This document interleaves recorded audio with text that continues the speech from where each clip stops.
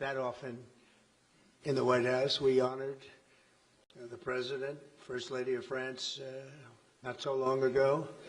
It was a beautiful evening, and we will not soon forget it. It was a beautiful day and evening, and many fond memories. I also want to thank Emmanuel for hosting me in Paris last December after a historic election win to witness the reopening of the spectacular Notre-Dame Cathedral, where you did an outstanding job in bringing it back together. That was a sad day watching that burn. And 5 years later, you had it up, and it was, they say, more beautiful than it was before. So I think that's a great achievement. That was not easy. France is America's oldest ally. Our cherished partnership has been a force for freedom, prosperity, and peace from the very beginning. We're now working on some very interesting developments. One in particular, as you know, the war between Russia and Ukraine. In the American Revolution, French support helped us to seize our destiny as an independent nation. In the First and Second World Wars, our citizens shed blood together on the battlefields of Europe. And I'll never forget joining President Macron 6 years ago on the 75th anniversary of D-Day. That was some day. The purpose of our meeting today is to end another battle, a really horrible one, a war, something that we haven't seen since the Second World War, that is ravaging European soil, the deadliest and most destructive conflict that one can imagine. I've seen the pictures, I've seen the satellite photos and lots of other photos, and it's a horrible thing that's happening. Thousands of people are dying a week. This very day is the third anniversary of the invasion of Ukraine, which would never have happened if I was president. That was not going to happen. The horrors of this gruesome and bloody war can scarcely be overestimated. Hundreds of thousands of people, Russians and Ukrainians in particular, have needlessly died. An entire generation of Ukrainians and Russian men has been decimated. 1,000-year-old cities have been turned into rubble. Those beautiful spires that you used to see there, they were most beautiful in the world, they say, are lying in heaps of rubble, blasted to smithereens. It's time to end this bloodletting and restore peace, and I think we're going to do it. We've had some great conversations, including with Russia. Since my return to the White House, we've made more progress toward that goal in 1 month than occurred in the past 3 years. And I've spoken with both President Putin and President Zelensky. And again, a lot of good things toward peace are happening, moving it, I think, pretty quickly. Last week, Secretary of State Marco Rubio, National Security Advisor Michael Waltz, and Special Envoy Steve Witkoff conducted successful talks in Saudi Arabia with the delegation from Russia, and I'd like to thank the Kingdom of Saudi Arabia and the King and Mohammed, great people. They're really working hard to get this done. Our focus is on achieving a ceasefire as soon as possible and ultimately a permanent peace. My meeting with President Macron today was another important step forward in that sphere, because he's been very much involved right from the beginning in trying to get it over with, and we're going to get it done. I believe that Emmanuel agrees with me on many of the most important issues. Chief among them is this is the right time. It may be the only time. You know, that's a very interesting and horrible situation, and that could evolve into a third world war. We're not going to let that happen. Should have never started, but it did. And what a mess, what a horrible, bloody mess. I'm also pleased that President Macron agrees that the cost and burden of securing the peace must be borne by the nations of Europe, not alone by the United States. And Europe must take that central role in assuring long-term security of Ukraine, which they want to do. And that's not a very big step. The big step is what's going to happen over the next few weeks. The United States has put up far more aid for Ukraine than any other nation. Hundreds of billions of dollars we've spent more than 300 billion, and Europe has spent about 100 billion. That's a big difference, and at some point we should equalize. But hopefully we won't have to worry about that. We have other things happening that maybe take that out of the realm of necessity. And while we've given vast amounts of military aid and money in form of grants, much of Europe's contribution has been economic relief structured as loans for which they'll be repaid. Like the Europeans, I believe that taxpayers in the United States also deserve to recoup the colossal amounts of money that we've sent. The previous administration never even thought of that. They didn't think of a lot of things, like why did they let it start in the first place? That is why we must have an agreement with Ukraine on critical minerals and rare earths and various other things as security. And I think that that's happening. I think we've made a lot of progress. I had a report just given to me before walking in that we've made, Emmanuel, a great deal of progress toward getting that. I've been elected by the American people to restore common sense to Washington and indeed to the world. And I believe strongly that it's in the best interest of the United States, the best interest in Europe, the best interest of Ukraine, and indeed the best interest of Russia to stop the killing now and bring the world to peace. My administration is making a decisive break with the foreign policy failures of the past administration and, frankly, the past. I ran against a very foolish foreign policy establishment, and their recklessness has led to the death of many, many people. Under our administration, we're forging a new path that promotes peace around the world. And when I left office for the first administration, first term, we had no wars, we had no problems. We didn't have October 7th with Israel. We didn't have Russia and Ukraine going at it. We didn't have the problems in other parts of the Middle East. We didn't have inflation. It was a whole different world. And you know what else we didn't have? Millions of people pouring through our borders, many of them criminals released from other nations and put right into our land, murderers and drug dealers, gangs. We didn't have any of that. It's a different time, but now we have it and we're fixing it. We'll fix it all up. We'll get it done as quickly as possible. And we've made a great deal of progress. People are saying it was the best month for a president in our country's history. I hope that's right, but I feel it's right. We've done a lot of things in a very short period of time, 4 weeks. As I've said before, it's my hope that my greatest legacy, however, will be as a peacemaker and a unifier. I want to bring peace, not war. I thank President Macron for joining us today in this urgent work we're doing. And we have some wonderful people up front right here that have worked so hard. Steve Witkoff, thank you very much. And Michael Walsh, thank you. Scott, thank you very much. And JD, thank you. They've really done a job. They worked very hard. It's a real passion to get this war ended. And I'd like to now invite Emmanuel to say a few words, and then we'll take questions. And again, Emmanuel, it's a great honor to have you with us at the White House. Thank you very much, please. Thank you, Mr. President. Thank you, dear Donald.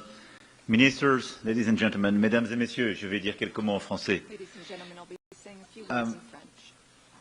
Merci beaucoup, Monsieur le Président, cher Donald, pour votre hospitalité et cette visite. Vous l'avez rappelé, nous avons eu l'occasion ces dernières années, lors de nos premiers mandats, de pouvoir échanger à plusieurs reprises à Paris, ici à la Maison-Blanche et à travers le monde. Ça a toujours été un bonheur, et je dois dire que j'ai en effet ici des souvenirs encore vibrants. Et je veux vous remercier à nouveau, Monsieur le Président, d'avoir fait l'amitié à la France, de vous joindre à la cérémonie de réouverture de Notre-Dame de Paris que vous venez d'évoquer à l'instant. Ça a été une très grande fierté pour les Françaises et les Français de pouvoir ouvrir la cathédrale au reste du monde, et votre présence a signifié cette amitié qui vient de loin. Le Président l'a rappelé, qui est aux origines, au fond, de l'indépendance américaine et de sa construction, et qui, à chaque fois que l'histoire a sonné, nous a ramenés ensemble du bon côté de celle-ci. c'est-à-dire comme étant unis pour défendre la paix, la souveraineté. Et je pense évidemment aux deux guerres mondiales qui ont scandé le XXe siècle. Au Lafayette, nous voilà de Pershing jusqu'aux vétérans américains que nous célébrions il y a encore quelques mois sur la plage d'Omaha Beach. Et j'étais très heureux de revoir d'ailleurs tout à l'heure, lorsque vous m'avez laissé quelques minutes entre deux de nos rendez-vous, l'un d'entre eux qui est venu me visiter. Je veux ici dire le grand respect que nous avons pour tous nos anciens combattants et les vétérans américains. Cette histoire nous oblige, et c'est celle qui nous lie dans le contexte du monde qui est le nôtre. Et le président l'a rappelé, le monde dans lequel nous vivons ne manque pas de défis. Alors, cette visite que nous avons décidée ces derniers jours avait évidemment un objectif premier qui est la situation géopolitique. Et je dois dire que, Monsieur le Président, je dois vous remercier tout particulièrement d'avoir accepté d'aménager votre agenda pour que nous puissions nous voir si vite. Et je considère que nous avons véritablement eu des avancées substantielles lors de nos échanges. Et c'est pour moi une étape très importante de ce que nous vivons. Nous avons ensemble partagé une visioconférence avec l'ensemble des dirigeants du G7 qui nous a permis, 3 ans après le début de la guerre d'agression, la deuxième phase de la guerre d'agression russe en Ukraine, de dire évidemment notre soutien au président Zelensky, au peuple ukrainien, mais aussi de partager notre volonté d'avoir une paix durable. Je crois que c'est ce que vous avez ces dernières semaines, rappelé avec beaucoup de force. Depuis le 22 février 2022, où on nous annonçait une opération spéciale qui allait durer quelques semaines, chacun admire la bravoure du peuple ukrainien qui a résisté. Et vous avez raison de le dire, Monsieur le Président, nous avons aidé. Et je crois que nous avons eu raison d'aider, c'était notre responsabilité. Et je veux ici dire que l'Europe n'a pas ménagé ni minoré ses responsabilités. Nous avons en effet investi 138 milliards de dollars dans l'aide à l'Ukraine et aux Ukrainiens. Et je dis bien investi, parce qu'au fond, l'Ukraine a tenu ce front avancé de notre sécurité collective. Elle s'est battue durant ces années, elle continue de se battre pour son indépendance et sa souveraineté, mais aussi pour notre sécurité collective, parce que je crois que personne dans cette salle n'a envie de vivre dans un monde où la loi du plus fort peut s'imposer et où les frontières internationalement reconnues peuvent être du jour au lendemain violées par qui que ce soit.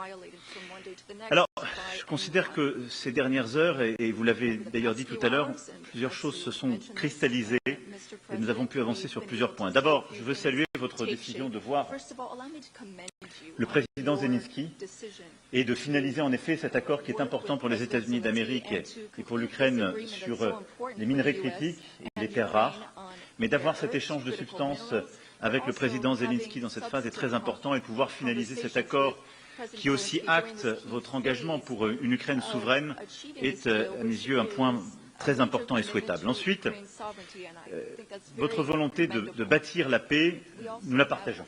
Et je veux dire ici qu'en responsabilité, plus de 10 ans après le début de la guerre et l'agression en Crimée, et 3 ans jour pour jour après l'agression russe dans le Donbass, et je le rappelle aussi dans le nord du pays à l'époque, la paix est une nécessité pour sauver des vies, pour aussi faire revenir des prisonniers chez eux, faire revenir des familles et des enfants, car je n'oublie pas ce drame humanitaire qui touche aussi le peuple ukrainien. Et nous en avons longuement discuté avec le président et notre souhait qu'il puisse y avoir en effet des conflits qui s'arrêtent, une trêve qui soit pleinement mesurable, vérifiable et qui permette la négociation d'une paix durable dans laquelle il y aura la question de la reconstruction de l'Ukraine, la question de ses territoires et la question des garanties de sécurité, c'est-à-dire du maintien de la paix dans la durée. Car, je le redisais au président, nous avons déjà connu des accords de paix qui n'étaient que des cessez-le-feu sans prévoir ces garanties de sécurité. Cela s'est appelé Minsk I puis Minsk II, et nous savons d'expérience que cela ne tient pas. Et je sais la volonté du président d'être un acteur durable justement de la paix dans la région, de vouloir cesser dans la durée cette paix. Et je crois pouvoir dire, après avoir consulté une trentaine de dirigeants européens et alliés ces derniers jours, pour bâtir cette unité et pour venir vous voir, que tous partagent la même vision des choses. Nous voulons la paix, Cette paix ne peut pas signifier la capitulation de l'Ukraine. Cette paix ne peut pas être un cessez-le-feu sans garantie. Cette paix doit prévoir les conditions d'une souveraineté ukrainienne, permettre à l'Ukraine de négocier avec les parties prenantes toutes les questions qui la touchent et pour laquelle elle est seule légitime à négocier. Et c'est une paix dans laquelle nous devons prendre nos responsabilités pour maintenir dans la durée sécurité et stabilité pour l'Ukraine et pour toute la région. Et pour nous, Européens, c'est une question existentielle. Nous avons longuement discuté cela avec le Président. J'ai pu lui dire tout ce que nous avions travaillé avec le président Zelensky. On est rentré dans le détail, justement, des différentes étapes d'une telle négociation. Et nous avons pu aussi évoquer tout le travail qui a été fait avec nos partenaires britanniques pour concevoir, justement, ce que pourraient être des déploiements de forces de paix sur le sol ukrainien qui constitueraient une part de ces garanties de sécurité à laquelle d'autres pays, d'ailleurs, sont prêts à se joindre et pour laquelle, évidemment, la solidarité et le soutien américain sont indispensables. Et je vous remercie, Monsieur le Président, d'avoir commencé le travail avec nous sur ce point. Et je crois pouvoir dire que l'accord que vous vous apprêtez à signer avec l'Ukraine et la discussion très claire que nous avons eue à cet égard, pour moi, sont des garanties solides, que nous nous sommes compris et que notre volonté est la même. La paix le plus vite possible, une paix solide et durable pour tout le monde, et la reprise en quelque sorte d'une vie internationale qui permette d'offrir à tous des responsabilités. Donc dans ce cadre, des Européens qui prendront leurs responsabilités aux côtés de leur allié américain qui prendra les siennes.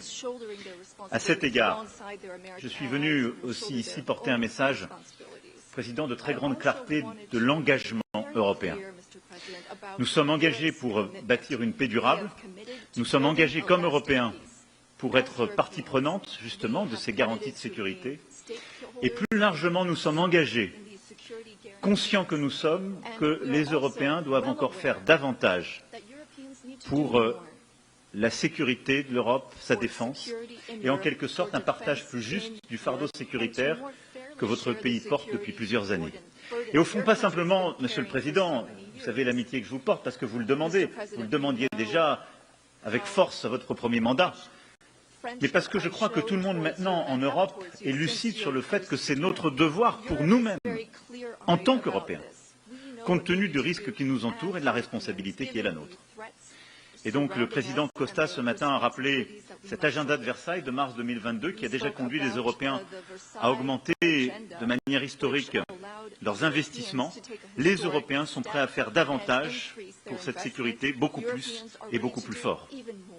Et plusieurs m'ont redit cela avant de venir vous voir. Monsieur le Président, cher Donald, vous l'avez compris, cette paix par la force à laquelle vous croyez, c'est celle à laquelle nous sommes engagés par conviction et parce que, en ce jour, je pense au peuple ukrainien, à ses sacrifices et à ce que nous lui devons. Nous avons également, avec Monsieur le Président, évoqué des sujets économiques et, au fond, notre volonté de voir plus de prospérité aux États-Unis et en Europe.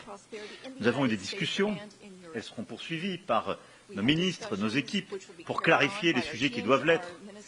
Mais au fond, notre volonté, c'est qu'il y ait une concurrence juste et, au fond, pas de biais dans la concurrence de nos industries pour pouvoir échanger. Et je veux ici dire combien les économies américaines et européennes sont liées. Ce sont les économies les plus imbriquées au monde. Ce sont 1 500 milliards de dollars d'échanges de produits, de services physiques et digitaux chaque année. Et je sais votre attachement à rétablir la balance des paiements. Oserais-je dire qu'en tant que président de France, j'ai la même, puisque nous avons aussi un déficit commercial. J'essaie aussi de faire valoir qu'il fallait regarder pas simplement les biens et produits, mais les produits numériques pour lesquels vous êtes un très grand exportateur. Et au fond, la solution, c'est de nous réengager sincèrement vers une concurrence justement qui soit équitable et la volonté d'avoir des échanges plus fluides et encore davantage d'investissements. Vous êtes un très grand investisseur en France. Nous sommes le 5e investisseur, nous, France, pas simplement l'Europe, dans votre pays. Et je souhaite qu'on fasse davantage de part et d'autre. Et je veux saluer d'ailleurs tous les investisseurs américains qui ont fait partie des grandes annonces pour l'intelligence artificielle il y a quelques jours à Paris, où 120 milliards de dollars d'investissement ont été annoncés en intelligence artificielle pour notre pays. Au-delà du lien transatlantique, c'est notre volonté d'avoir en effet plus de prospérité. Je suis convaincu qu'il y a au fond un agenda positif derrière tout cela. Enfin, nous avons ensemble évoqué plusieurs sujets sur le Proche et Moyen-Orient. Et je crois pouvoir dire que nous partageons la même volonté de ne jamais voir l'Iran obtenir l'arme nucléaire, notre volonté de revenir à, au fond, une approche avec les partenaires de la région en qui nous avons confiance, qui permettent eh bien, justement de cantonner les activités nucléaires iraniennes, de pouvoir limiter ses capacités balistiques et de réduire ses déstabilisations régionales. Et sur la Syrie et l'Irak, nous partageons la même volonté aussi de ne pas voir les groupes terroristes islamistes reprendre de la force, retrouver de l'activité, parce que depuis des années, nos armées sont avec courage engagées dans ces pays, dans l'opération Inherent Resolve, dont vous avez le commandement et à laquelle nous contribuons, qui est une mission forte et importante, qui a contribué à la stabilité de la région.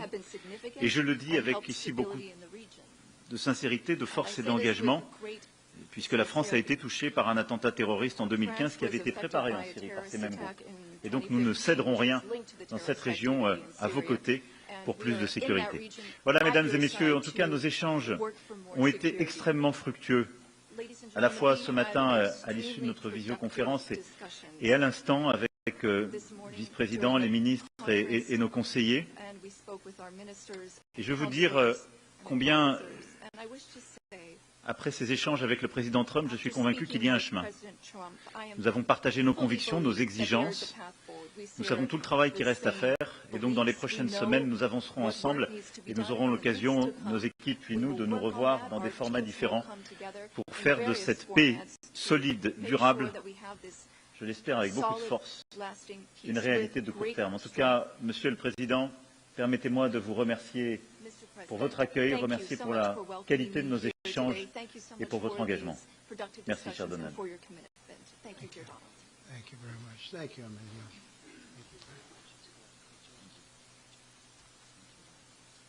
Okay, thank you very much. Brian, would you like to ask a question? Go ahead. Welcome, President Trump. I just want to touch upon real quickly the Harvard poll that came out that had, thank you very much, the Harvard poll that came out had you up 9+ points, and all of your agenda that you ran on, you're accomplishing that. You got the support of the American people, including stopping the war in Ukraine. If you can comment on the latest Harvard poll, I'd appreciate that. Well, I was honored by it. It was a big poll, and it's usually a poll that leans on the other side of things, the other side of the world, so to speak. But the Harvard poll is a respected poll, and it has us not only leading, but leading by a lot, and leading on every single issue that we've talked about. And as I said, we've become the party of common sense.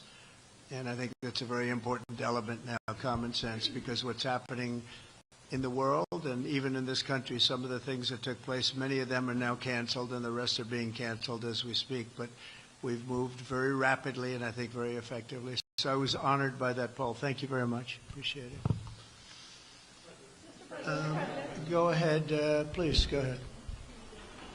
Mr. President, you said before that you would like to see Russia.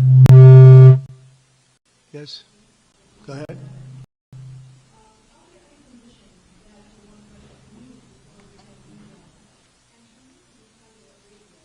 When you're meeting in Saudi Arabia with President Putin, will that happen regardless of any progress on the Ukrainian file? Yeah, I think the meeting in Saudi Arabia was a fantastic one. We met with the Crown Prince, who's fantastic. A young guy. He's young, but with great imagination and tremendously respected all over the world. And he goes right to the king, and the king is incredible. Got to be friends with both of them very much.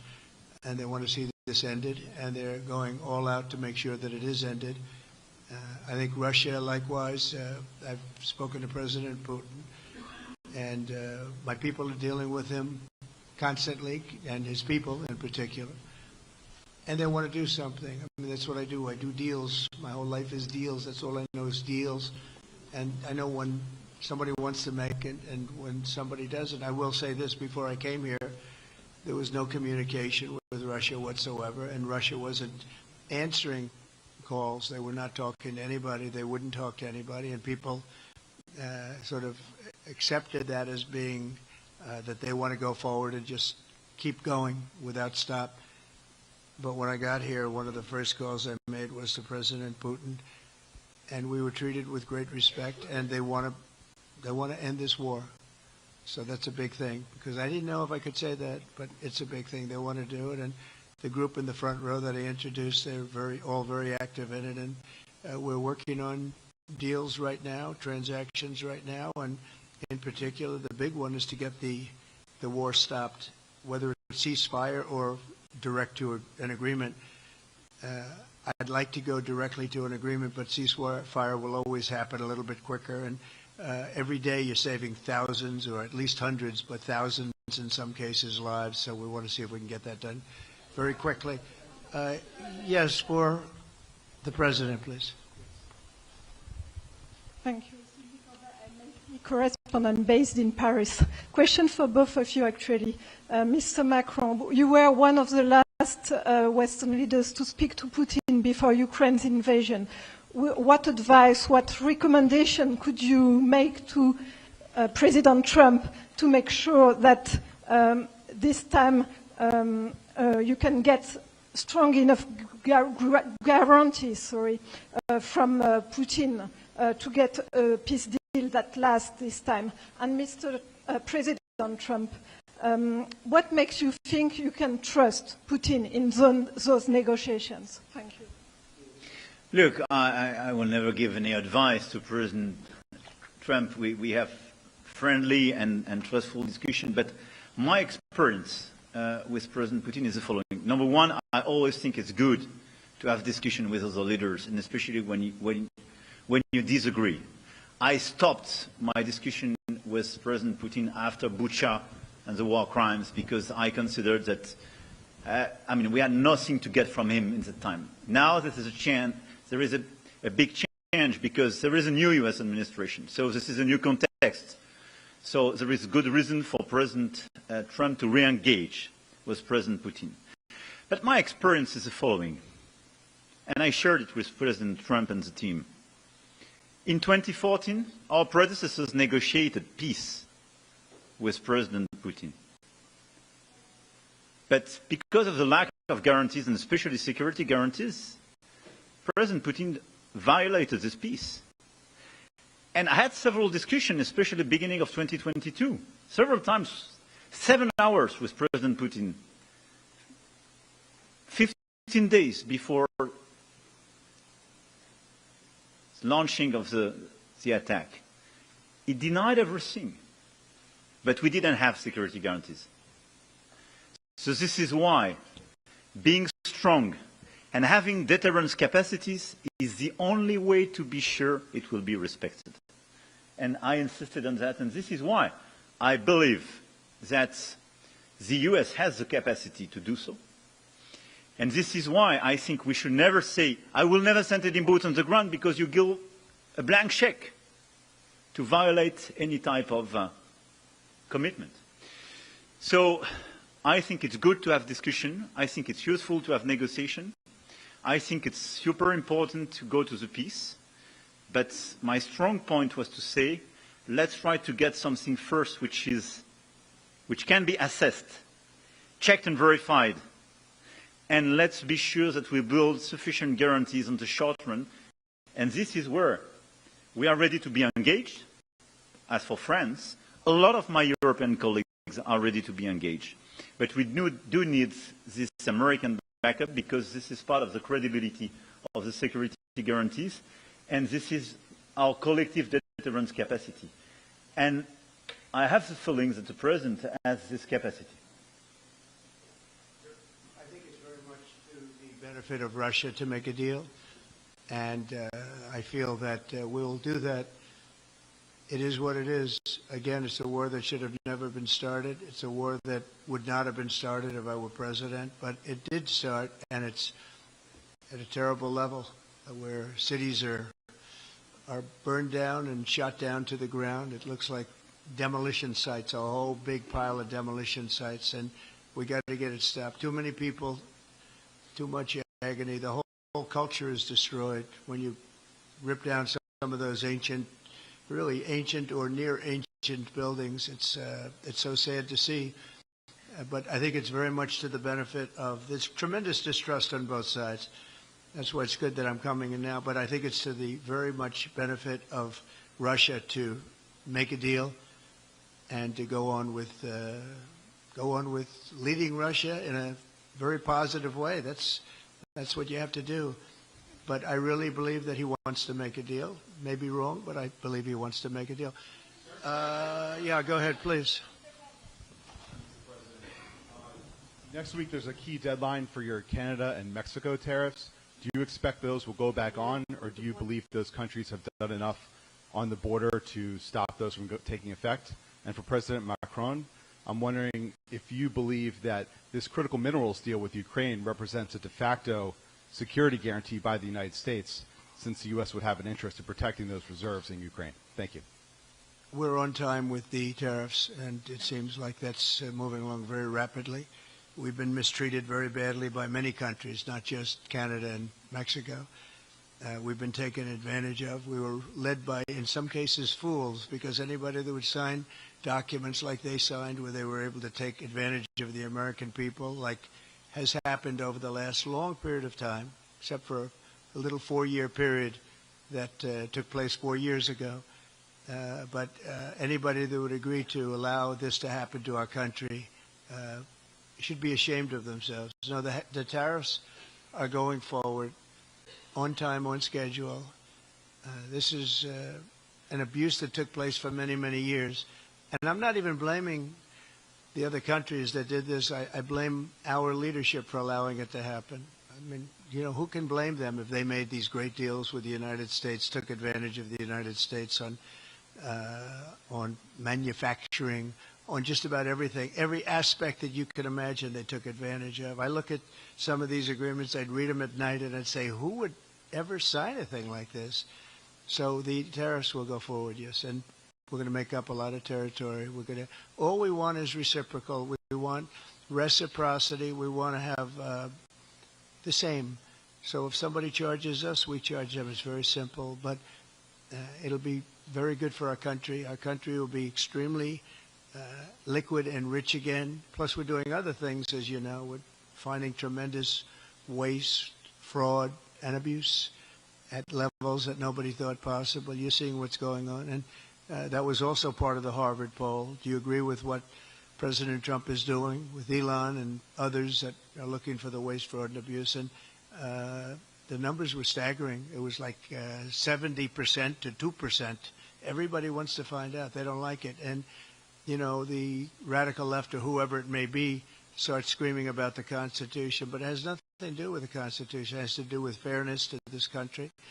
It has to do with being ripped off. And when you read the things that all of these billions, and I mean many billions, hundreds of billions of dollars have been spent on, that's all you have to do is stand up here and read them. I could stand up all day and read the kind of things where we're spending all of this money. The good news is that when you think of how rich a nation we can be when we get rid of this, you know, sometimes you'll buy a company and you'll see it was really well run. They accounted for every penny. Well, not much you can do there. You got yourself a bad deal. This one is the exact opposite. Tremendous fraud, tremendous waste. And when you think of what it is, you know, Elon uses the expression caring. If we had people that cared, just cared a little bit when they did contracts, when they negotiated with outside vendors on behalf of the United States. That's what I'm doing now. I'm negotiating for the people of the United States. So we're doing a great job of it. I will say we found it'll be hundreds of billions of dollars of waste and fraud and abuse. Thank you. Please. Look, I think this discussion is a very important one. First, because it's important for the U.S., and it will be a good occasion for a first very important meeting between President Trump and President Zelensky. Second, I think there is a lot of economic upside on both sides. And third, de facto, there is a recognition of Ukrainian sovereignty, a recognition of the Ukrainian interests, and this is de facto a very important alignment of interests. Now, the security guarantees will be negotiated in due time in a full-fledged package of a peace security. But this peace, as it is now written and negotiated, and as this meeting is scheduled, is an important step forward, full-fledged peace agreement.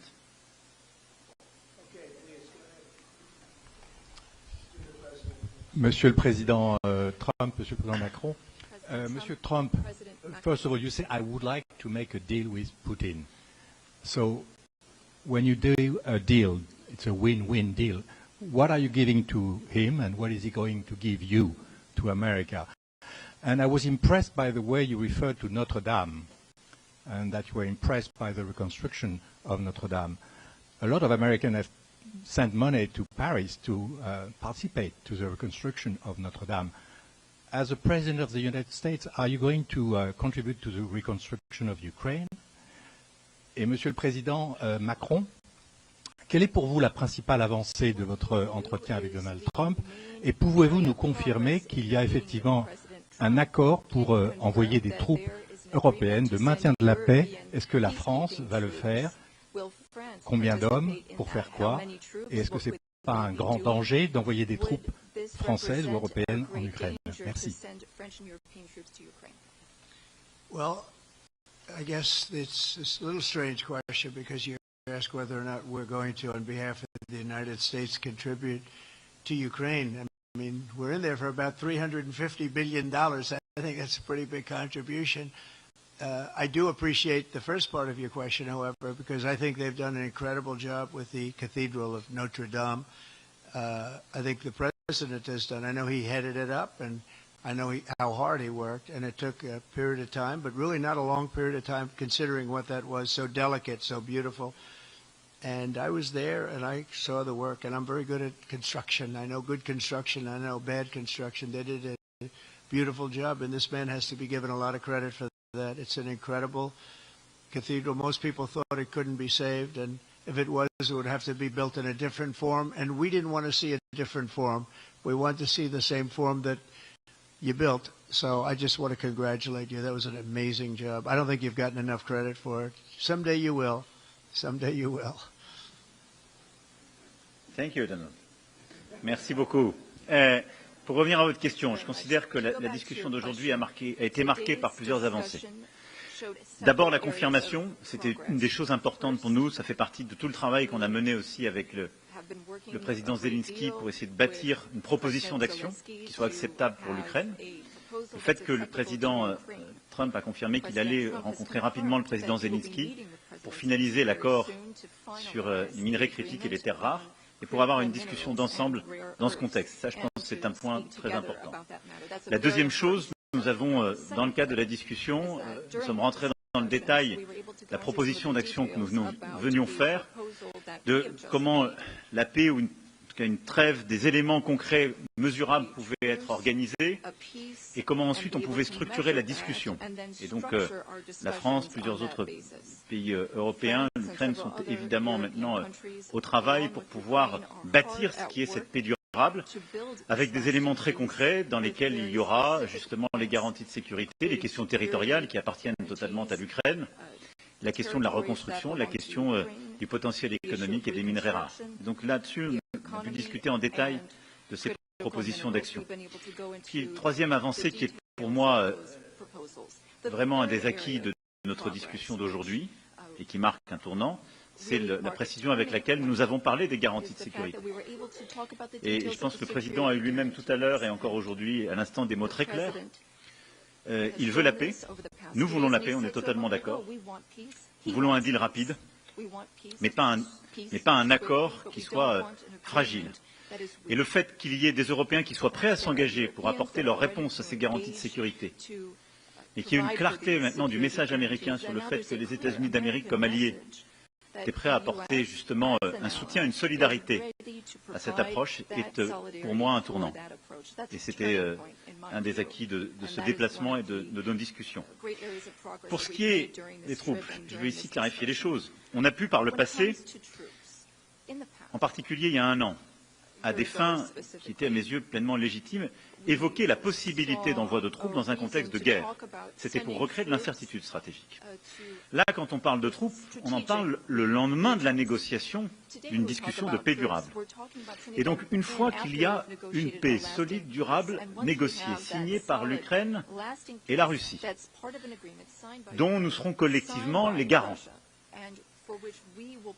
la France a travaillé avec le Royaume-Uni ces dernières semaines pour dire nous on est prêts à contribuer. Et donc on a eu un plan qui a été discuté entre nos entités militaires pour dire nous on est prêts, pas d'aller sur le front, pas aller dans des territoires contestés ou occupés, mais à marquer notre soutien pour nous assurer que la paix telle que négociée et signée par les deux parties est bien préservée. Et donc, ce sont des déploiements, si je puis dire, totalement pacifiques, non engagés dans des combats, mais qui sont, si je puis dire, des déploiements de force de garantie. Elles seront, par définition, limitées, mais elles marquent une solidarité. J'ai échangé, je vous l'ai dit, avec tous nos alliés. Il y a plusieurs pays, européens et non européens, qui sont prêts à participer à cet effort. Les uns en continuant à aider l'armée ukrainienne, à maintenir ses capacités, à être dans la durée en termes de nombre de soldats ou en termes d'équipement. Les autres par la logistique ou les capacités sur le terrain, d'autres aussi à venir à nos côtés. Leur question à tous, c'était est-ce que c'est d'accord avec les États-Unis d'Amérique? Et le président a eu des mots très forts tout à l'heure pour dire oui, et pour même d'ailleurs nous apprendre que dans les discussions qui étaient en cours avec la Russie, c'était acceptable dans les échanges qu'il y avait eu avec la Russie. Et donc ça, c'est une avancée très forte. Et donc ça veut dire que les Européens prennent dans ce contexte leur part du fardeau. Puisque on s'engage, on avance, qu'on garde ce qui est la force de notre alliance à travers les décennies, qui est notre solidarité et du coup la capacité de dissuasion que nous avons ensemble. Et donc non, ça n'est pas dangereux parce qu'en fait, qu'est-ce que ça signifie? Qu'il y a un accord qui va être signé par l'Ukraine et la Russie, qui a été déclenché par le président Trump, dont nous sommes les garants, et qu'en quelque sorte, si la Russie venait à le violer, elle rentrerait de facto en conflit avec tous ceux qui se sont engagés dans un processus de paix. Et ça, c'est un changement. Ça n'a jamais existé ces dernières années. Ce n'est pas ce qu'on avait fait en 2014. Et donc, c'est ça la vraie rupture. C'est d'avoir quelque chose de solide avec la capacité de dissuasion américaine, la capacité d'engagement des Européens, et quelque chose qu'on va justement organiser ensemble. Voilà. Donc, ce n'est pas dangereux, mais c'est crédible. Et ça nous semble moins dangereux que des choses qui iraient beaucoup plus loin en termes juridiques. Et ça nous semble ce que nous devons faire pour garantir la sécurité. Et je vais vous le dire ici très clairement, c'est la sécurité aussi des Européens dont il s'agit.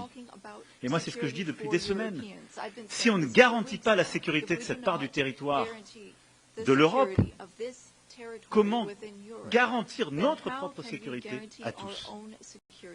Nous vivons à 1500 kilomètres de l'Ukraine, nous Français. Et c'est encore plus près quand on est évidemment polonais ou allemand. Donc c'est notre engagement pour la sécurité collective. Et en quelque sorte, c'est répondre aussi à l'appel qui nous est fait. Vous devez, vous, être Européens, être davantage engagés. Mais nous, Américains, nous restons en solidarité. On le fait en Ukraine et on doit le faire aussi pour notre sécurité collective. Mais la clarification qu'on a eue aujourd'hui, pour moi, est un tournant.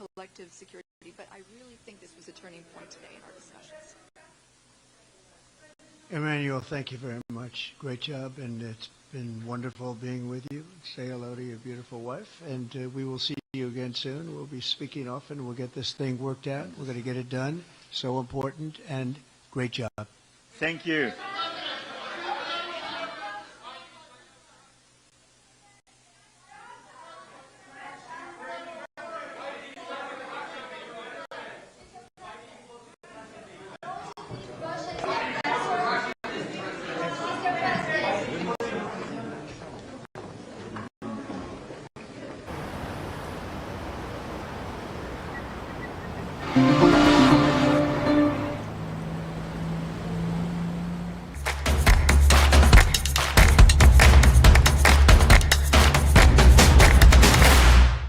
Սպասված ակցիայի իդեալ համակարգից։ Փոխարինեք ձեր դինտացան նոր առավել ժամանակակից եւ խնայող կաթսայով։ Մանրամասները idealsystem.am